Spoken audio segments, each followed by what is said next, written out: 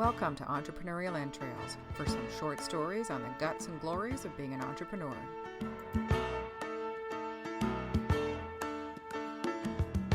Short people got no reason. Short people got no reason.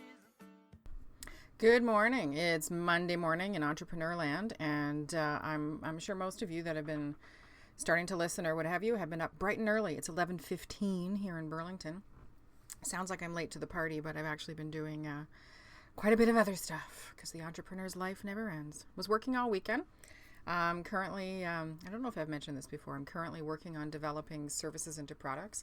Really hard to find that kind of resource, which is a bit weird. But anyway, that's not what today's about. So on the weekend, my husband is a great tootler. And for us, tootling is, you just go out in your neighborhood and see what's going on and check out some new places. And I've booked some coffee shops over the next few weeks. I want to try a variety of them just to see what's the best fit for the group. I can be quite democratic that way. And as we were walking up and down Brant Street here in Burlington, ended up spying, just through happenstance, one of the places that I've booked for an upcoming ballsy meeting. And what I'm trying to talk to you about today is how easy it was to walk by this business and how dangerous that is.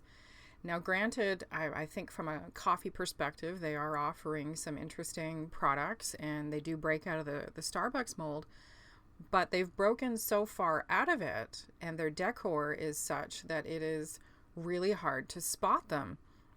And I thought, shoot, you know what? As an entrepreneur, I've made that mistake. My business center at my office, Canada, there's no website for it right now. So if you were interested, unfortunately, I've taken it down.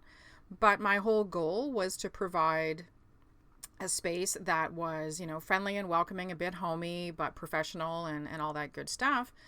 But I flew so far under the radar as far as incorporating maybe some unique marketing opportunities that, of course, it wasn't after a large amount of struggle and my decision to close the business center down that I finally started getting traffic.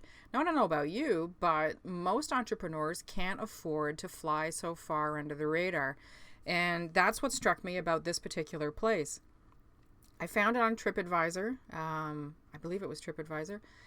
And, I just thought, okay, I'll take a chance. But after going in, I just thought, wow, are you guys ever missing opportunities here? I mean, you're on a busy street and it was complete accident. I didn't even see their sign because it's so bland and black and dark and whatever.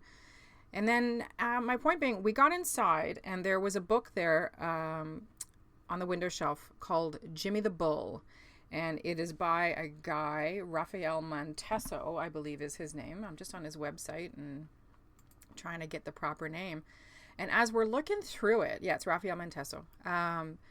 He's done a really unique thing where he's drawn in black Sharpie these images, and then his pit bull, it's a bull terrier. Sorry, he's really cute.